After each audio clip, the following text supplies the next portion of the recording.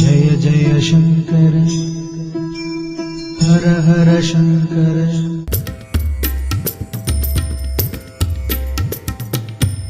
ஓம்.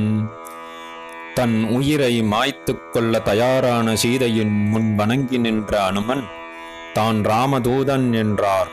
சீதா பிராட்டிக்குச் சந்தேகம்.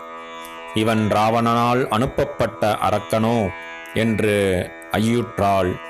இவன் அரக்கனாயினும் சரி, வேறு தேவனாயினும் சரி, குரங்காயிருந்தாலும் சரி, ராமநாமம் சொல்லி இவன் இங்கே வந்திருக்கிறான். என் நெஞ்சை உருக்கி அழிய இருந்த என் உயிரை மீட்டுத் தந்தான். இதைவிட எனக்கு சிறந்ததொரு நன்மை உண்டோ என்று தனக்குள் நினைத்தாள் சீதை. இவன் வார்த்தைகள் வஞ்சக அரக்கர்களின் வார்த்தைகள் போல் அல்ல, நல்லெண்ணம் உடையவை. கண்ணீர் மல்கி உருகுகிறான். ஆதலால் இவனிடம் நான் பேசலாம் என்று தீர்மானித்த சீதை, வீரனே நீ யார் என்றாள். அன்னையே, நீங்கள் பிரிந்து போனதும் சுக்ரீவன் என்னும் துணைவன் ஒருவன் ராமபிரானுக்கு கிடைத்தான். அவன் வாலியின் தம்பி. அந்த சுக்ரீவனின் மந்திரி நான். வாயுபுத்திரன் என் பெயர் அனுமன் என்று மிகுந்த மரியாதையுடன் சீதையிடம் சொன்னார் அனுமன். தென் திசைக்கு அங்கதனை அனுப்பினான் சுக்ரீவன். உங்களை தேட அங்கதன் என்னை இங்கே அனுப்பினான். இங்கு வந்தேன். என் இரு கண்களால் உங்களை கண்டேன். அதனால் என் பழி நீங்கிற்று என்று விளக்கமாக சொன்னார் அனுமன். சீதைக்கு மிகவும் சந்தோஷம். அனுமன் சொன்னதையெல்லாம் சீதை ஆர்வமாக கேட்டாள். அன்னையே, நீங்கள் இல்லாமல் ராமபிரான் உயிரற்றவரை போல் நடமாடுகிறார். ஏனெனில் அவரின் உண்மை உயிர் இங்கல்லவாயிருக்கிறது என்ற அனுமனின் வார்த்தைகள் சீதையின் செவிகளில் அமுதமாக பாய்ந்தன. என் நாயகன் ராமபிரான் எப்படி இருக்கிறார் என்று ஆவலுடன் கேட்டாள் சீதை. ராமனின் அழகை அப்படியே லயித்து கோரினார் அனுமன். ராமபிரானது சிவந்த வாயுக்கு தாமரையோ பவளமோ ஒப்பாகாது. முத்துக்கள் போன்ற பற்களை கொண்ட ராமபிரானின் முடியழகு சொல்ல முடியாத அழகு என்று அனுமன் விவரித்தார்.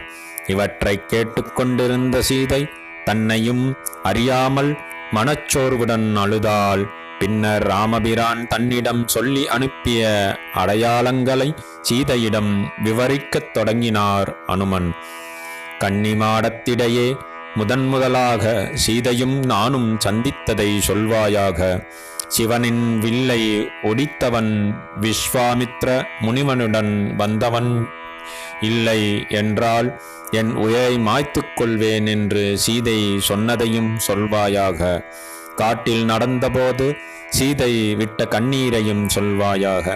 அயோத்தி நகரின் வாசலை தாண்டியவுடனே இதுவோ காடு என்று சீதை கேட்டதை சொல்வாயாக என்று அனுமனிடம் ராமபிரான் சொல்லி அனுப்பிய நினைவுகளை கேட்ட சீதை மனம் குளிர்ந்தவளாய் அனுமனின் ஆற்றலை கண்டு பூரித்தாள்.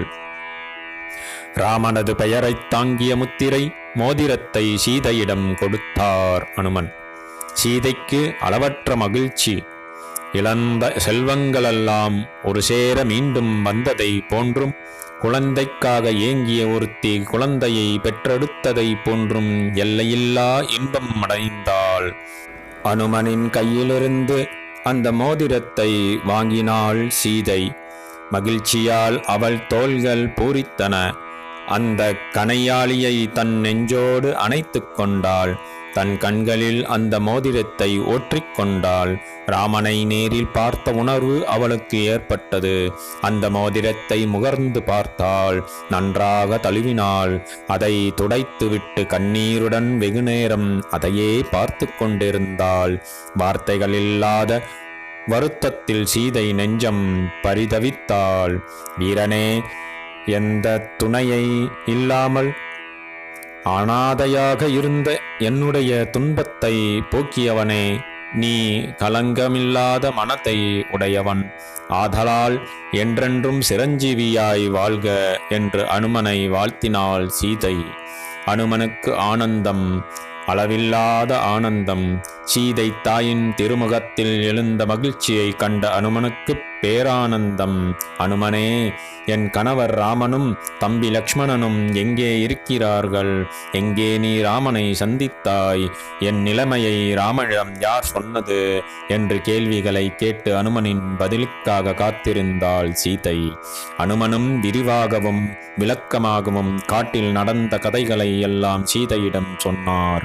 சீதை இப்பொழுது அனுமனை பாராட்டினாள். கடல் கடந்து வந்து தன் கண்ணீரை துடைத்த அனுமனின் சேவையை மனதாரப் பாராட்டினாள். அம்மா, நான் அதிக நேரம் பேசிவிட்டேன். அதனால் என்ன பயன்? ராமபிரான் எதிரில் உங்களை எடுத்துச் சென்று காட்டி அவரிடம் அடிபணிந்து வணங்குவேன். அதற்கு இதுவே தருணம் என்று துரிதமாகப் பேசினார் அனுமன். என் தோளில் ஏறி அமர்ந்து கொள்ளுங்கள். உங்கள் துயர் நீங்கும் வண்ணம் ராமபிரானிடத்தில் உங்களை கொண்டு செல்கிறேன். எதிரில் எவர் வந்தாலும் அவர்களை கொல்வேன். இலங்கையோடு உங்களையும் சேர்த்து எடுத்துச் செல்வதாயினும் அப்படி செய்வேன்.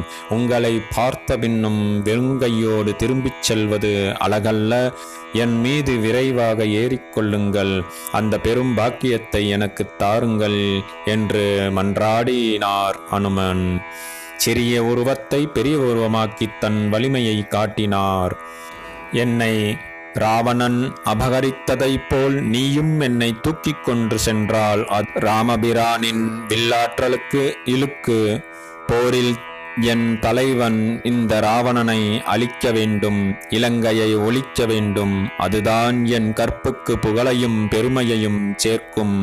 மேலும் ராமபிரானது மேனியைத் தவிர வேறு மேனியை எப்படி தீண்டுவேன்?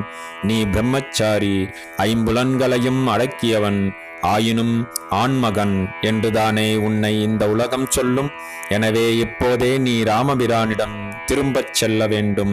அதுதான் சிறந்த வழியாகும் என்று சீதா பிராட்டி அனுமனுக்கு அறிவுரை கூறினாள். இன்னும் 1 மாதமே உயிரோடு இருப்பேன். அதற்குள் ராமபிரான் என்னை வந்து மீட்க வேண்டும். இது அவர் மேல் ஆணை என்றாள் சீதை.